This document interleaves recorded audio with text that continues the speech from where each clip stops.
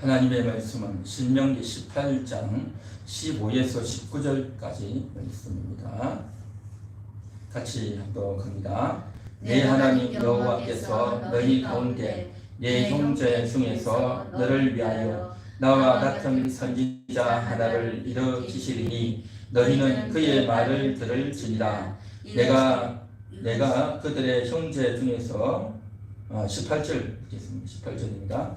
내가 그들의 형제 중에서 너와 같은 선지자 하나를 그들을 위하여 일으키고 내 말을 그 입에 두리니 내가 그에게 명령하는 것을 그가 무리에게 다 말하리라. 누구든지 내 이름으로 전하는 내 말을 듣지 아니하는 자는 내게 벌을 받을 것이요. 아멘.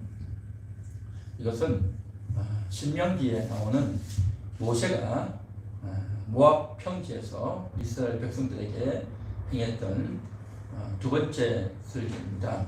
모세가 출애굽해서 시내산에서 이스라엘 백성들에게 그리고 가나안 땅에 들어가기 직전에 하나님 말씀을 선포했죠. 율법을 선포한 것이 첫 번째였고, 그 다음에 이제 광야 40년을 지나서 가나안 땅에 들어가기 직전에 요단강 오른편, 요단강 건너기 전 그쪽이 모압 지역인데 그 모압 지역에서 가나안 땅을 멀리서 바라보면서 이스라엘 백성들을 모아놓고 전했던 복음 메시지가 신명기입니다.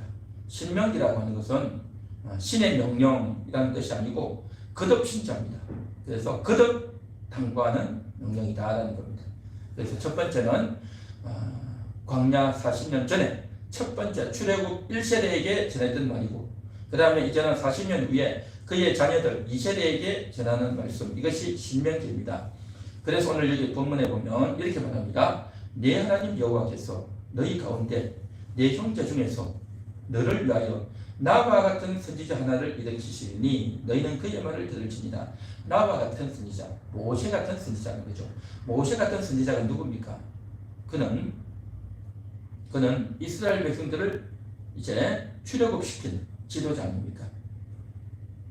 애굽에서 죽을 고비로 그렇게 소망이 없이 종로로 가던 그들을 이제는 출애굽시킨 자. 그래서 애굽에 10가지 재앙이 내리게 하고 그 끔찍한 홍해를 무사히 건너고 또 광야 40년을 지나면서 만나를 먹고 메추라기를 먹으면서 낮에는 구름 기둥으로 밤에는 불 기둥으로 온갖 이적과 기적으로 다 이러한 일들을 하는 것, 도무지 인간의 능력과 인간의 IQ로는 할 수 없는 하나님의 말씀을 받고 하나님의 능력으로 이스라엘 백성들을 온전히 이끌었던 지도자, 나와 같은 지도자, 바로 모세였죠. 그래서 내가 이제는 나이 많아 죽지만 이제는 나와 같은 선지자를 하나님께서 일으키실 것이다. 그러면 너희는 그의 말을 따르라. 그렇게 모세가 미리 딱 이렇게 언급을 해놨어요. 그러면서 이제 내 말을 듣는데 만일에 내 말을 듣지 아니하는 자는 벌을 받을 것이다 하고 아주 경고까지 해놨습니다. 그러니까 이제 이스라엘 백성들에게 있어서 선지자라고 하는 것은 어떤 자이냐, 제사장이 있기 전에 모세가 먼저 부름받았죠. 모세가 하나님의 명을 받아서 대제사장 세웠죠. 그리고 왕은 훨씬 뒤에 세워진 겁니다. 그러니까 왕이 있기 전에, 대제사장이 있기 전에 존재했던 인물이 모세였고 그가 선지자였던 겁니다. 그러니까 선지자는 하나님의 명을 받아서 이스라엘 백성들에게 말씀을 전가하는 것뿐만 아니라 예언하고 또 저들에게 이스라엘 백성을 이끌어가는 자, 그가 바로 선지자였고 모세였던 겁니다. 놀라운 일을 했죠. 그래서 이스라엘 민족의 최고 지도자였고 왕도 있기 전에, 대제사장도 있기 전에 존재했었고 또 이스라엘 백성들을 애굽에서 이끌어냈던, 그래서 이스라엘 나라가 가능하게 했던, 직접적으로 가능하게 했던 장본인이 바로 모세 아닙니까? 이스라엘 백성들에게 있어서 모세라고 하는 인물은 너무나도 위대하고 대단한 인물입니다. 자, 이 모세가 이미 이렇게 했죠. 이것은 모세가 그냥 어쩌다가 하고 싶어서 한 말이 아니라 사실은 하나님께서 그의 입술을 통해서 말씀하신 거고 앞으로 그리스도가 오실 것임을 예고해 놓은 거죠. 자, 우리 이제 성경을 한번 좀 찾아보겠습니다. 요한복음 1장 20절입니다. 요한복음 1장 20절입니다. 같이 읽겠습니다. 요한이 드러내어 말하고 숨기지 아니하니 드러내어 하는 말이 나는 그리스도가 아니라 한데 또 묻되 그러면 누구냐? 내가 엘리야냐? 이르되 아니라 또 묻되 내가 그 선지자냐? 대답하되 아니라 그랬죠. 자, 요한이 와서 물로 세례를 줍니다. 하나님 말씀을 대언합니다. 분위기가 완전히 엘리야 같은 분위기였어요. 이스라엘 백성들은 엘리야를 알았습니다. 광야에 살고 메뚜기와 석청을 먹고 결혼도 하지 않고 하나님 말씀을 지나는 금식하고 금욕하며 사는 그 행태가 엘리야 같아서 내가 엘리야냐라고 묻죠. 그러니까 아니다. 그리고 구약 성경에 보면 그리스도가 오시라고 했는데 너가 그리스도냐? 아니라 그랬어요. 그러니까 뭐라고 말합니까? 너가 그 선지자다. 그 선지자. 그 선지자가 누굽니까? 바로 모세가 이야기했던 나와 같은 선지자 하나를 일으킬 거다 했던 바로 그분을 말한다고 했죠. 그러니까 모세가 지명했던 너가 그 선지자냐? 딱 묻죠. 그러니까 너가 그 선지자냐 하는 말이나 그리스도냐 하는 말이나 똑같은 말이죠. 똑같은 말인데 약간 이제 뉘앙스만 다르게 해서 불렀던 겁니다. 그러자 세례 요한이 아니다 이렇게 말하죠. 그래서 이 그 선지자에 대한 인식이 이스라엘 백성들에게 있었던 겁니다. 모세 당시부터 이때까지 있었다는 겁니다. 그 다음 요한복음 6장 13절을 보겠습니다. 6장 13, 14절입니다. 같이 읽겠습니다. 이에 그분이 보리떡 5개로 먹고 남은 조각이 12바구니에 찼더라. 그 사람들이 예수께서 행하신 그 표적을 보고 말하되 이는 참으로 세상에 오실 그 선지자라 하더라.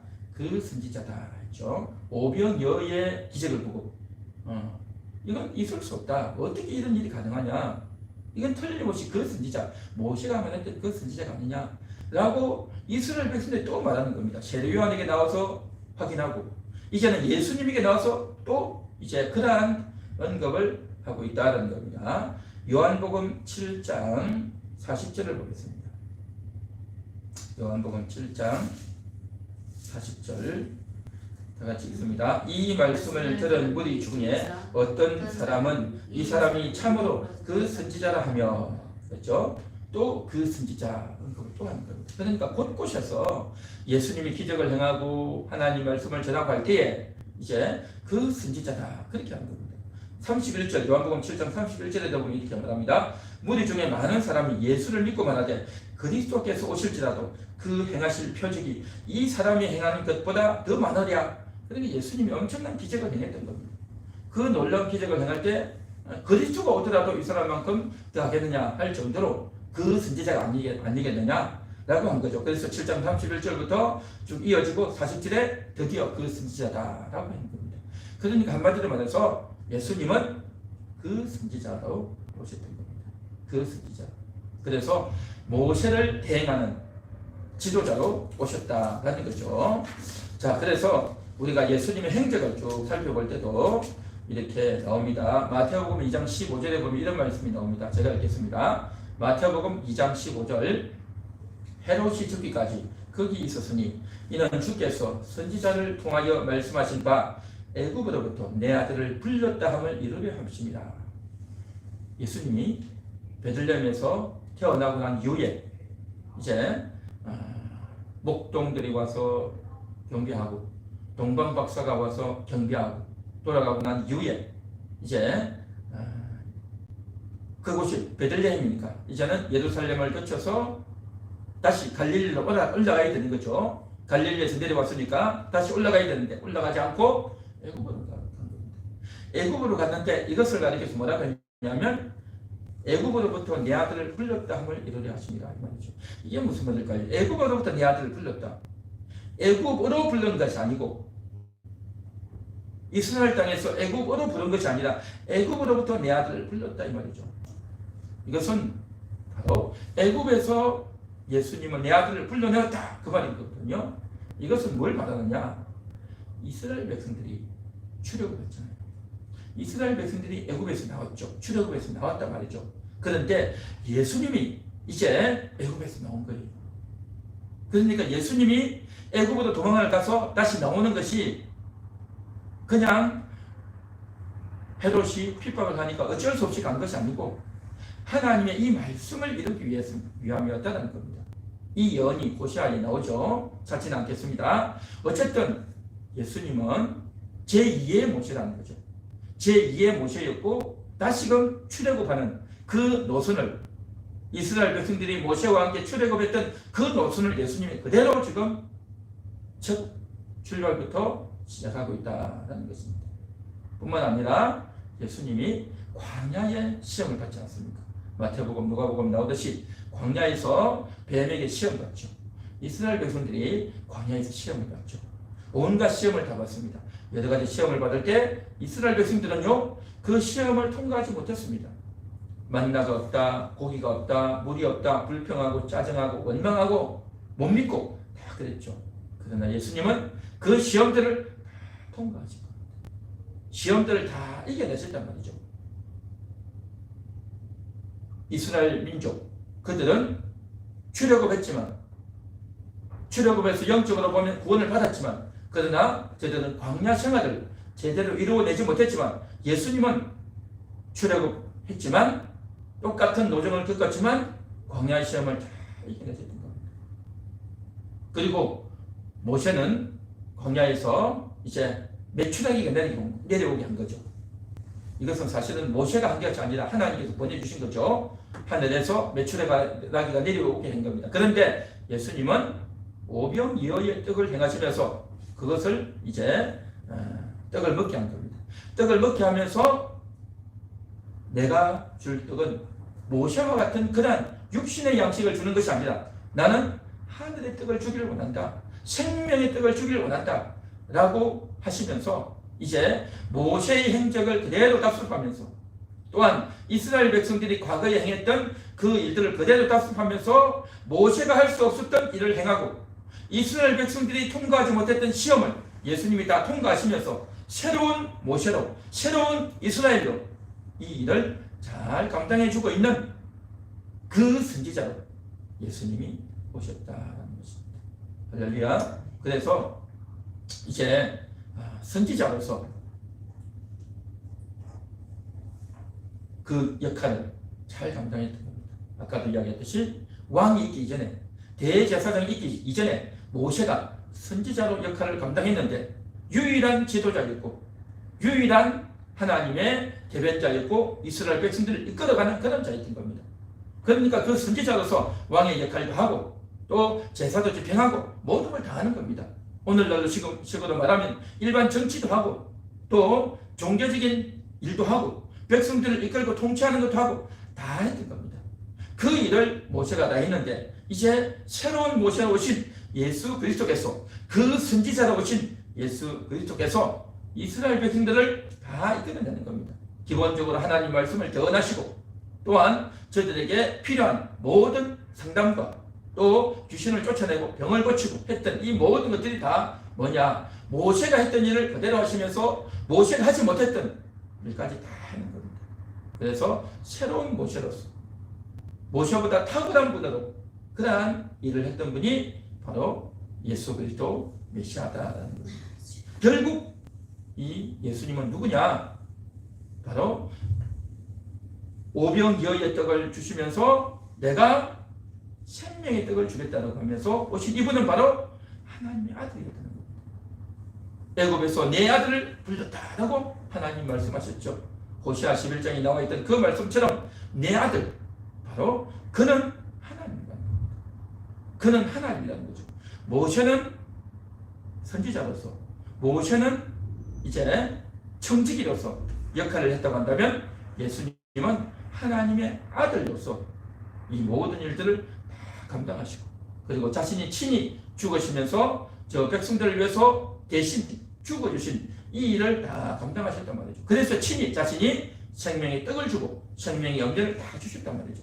만나를 오병이어의 기적을 행하면서 앞으로 내가 생명의 떡을 줄 것을 예고하셨고 또 초막절에 가셔가지고 이제 누구든지 목마르거든 내게 와서 마시라 라고 하면서 생수를 부어줄 것을 또 예고하셨죠. 그래서 예수님은 온전한 선지자였고 그 모세였고 모세를 능가하는 그러한 하나님의 아들이었다라는 것을 우리가 다시 한 번 더 생각해 보게 되는 것입니다.